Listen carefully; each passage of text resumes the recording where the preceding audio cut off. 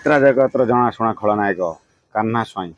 ଆପଣ ଦେଖିଥିବେ କିଛି ଦିନ ପୂର୍ବରୁ ଗୋଟେ ଭିଡ଼ିଓ ଭାଇରାଲ ହେଉଥିଲା କାହ୍ନା ସ୍ୱାଇଁଙ୍କର, ଯେ ସେ ନିଜେ ଜଗନ୍ନାଥକୁ ଅପମାନିତ କରୁଥିଲା। ସେଥିପାଇଁ କାହ୍ନା ସ୍ୱାଇଁ ଆଜି ନିଜେ ହାତ ଯୋଡ଼ି ଭୁଲ ଏବଂ କ୍ଷମା ପ୍ରାର୍ଥନା କରିଛନ୍ତି। ଏବଂ ଆପଣ ଦେଖୁଥିବେ ସ୍କ୍ରିନ୍ରେ ସେ କେମିତି ଜଗନ୍ନାଥଙ୍କ ଦେହରୁ କପଡ଼ା ବାହାର କରୁଥିଲା ଏବଂ ତାକୁ ଅପମାନ କଲା ଭଳି କିଛି ଗୋଟେ କହୁଥିଲା। ଗୋଟେ ହାତରେ ତାଙ୍କ ଜଗନ୍ନାଥକୁ ଧରି ବୁଲାଉଥିଲା ଏବଂ ଗାମିଛାରେ ବାନ୍ଧିକି ମଧ୍ୟ ସେ ନେଇଯାଉଥିଲା। ଆପଣ ଦେଖିଥିବେ, ଦେଖନ୍ତୁ ଏ ଗାମିଛାରେ ବାନ୍ଧିକି ନେଇଯାଉଥିଲା, ଯାହାକି ଆଜି 4.5 କୋଟି ଓଡ଼ିଆଙ୍କୁ ମାନେ ଦୁଃଖ ଲାଗିଥିଲା, ଯାହାକି ସେଇଥିରେ ସମସ୍ତେ କିଛି ପ୍ରତିବାଦ କରିଥିଲେ। ସମସ୍ତେ ଯାତ୍ରାଟିକୁ ବନ୍ଦ କରିବା ପାଇଁ ମଧ୍ୟ ତାଗିଦ କରିଥିଲେ।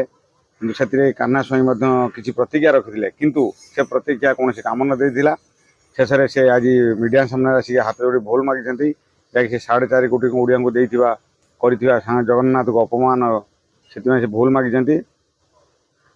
ଦେଖନ୍ତୁ ସେ କେମିତି ନିଜ ଗାମିଛାରେ ସେ ବାନ୍ଧୁଛନ୍ତି ଆଉ ବୁଲାଉଛନ୍ତି, କାନ୍ଧରେ ପକାଇକି ସିଧା ନିଜେ ହିଁ ଚାଲି ଯାଉଛନ୍ତି, ଦେଖିପାରୁଥିବେ।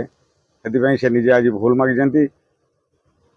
ଯାତ୍ରାର ଜଣାଶୁଣା କଳାକାର କାହ୍ନା ଦେଖିଛନ୍ତି କେମିତି ତାଙ୍କ ଗାମିଛା ବାହାର କରିଦେଉଛନ୍ତି, ହାତ ଧରି ନେଉଛନ୍ତି, ବୁଲାଉଛନ୍ତି। ବହୁତ 4.5 କୋଟି ଓଡ଼ିଆକୁ ବହୁତ ଦୁଃଖ ଦେଇଥିଲା। ଆଜି ସେଇ ଦୁଃଖର ସେଇ ସିନ୍ରେ ଆଜି ଅନ୍ତ ଘଟିଛି। ଆଜି ସେ କାହ୍ନା ସବୁ ନିଜେ ଭୁଲ ମାଗିଛନ୍ତି। ଦେଖନ୍ତୁ କେମିତି ଏ ଚିତ୍ରଟି ଦେଖୁଥିବେ ଆପଣ, କେମିତି